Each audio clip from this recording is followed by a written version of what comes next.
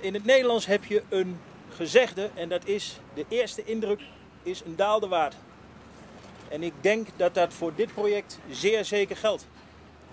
De cruise-toeristen die hier als eerste Aruba binnenkomen, die zien als eerste wat hier gebeurt. En ik denk dat dat heel belangrijk is.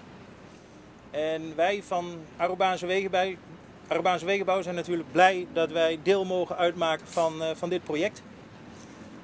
In het kort wat cijfers. Het project gaat 120 werkbare dagen duren. We gaan het uitvoeren in 2 fases.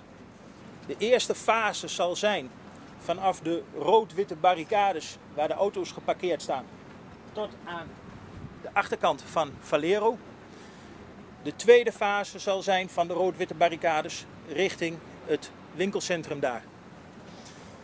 Voor de rest kan ik zeggen dat er ongeveer 25 arbeiders werkzaam zullen zijn hier. Dat we een 7200 vierkante meter straatwerk gaan aanleggen. 2600 vierkante meter asfalt. En we gaan een grote hemelwaterafvoer gaan we aanleggen vanaf de boulevard die uitmondt in de zee. Ik wil verder FDA, DOW natuurlijk bedanken voor de opdracht.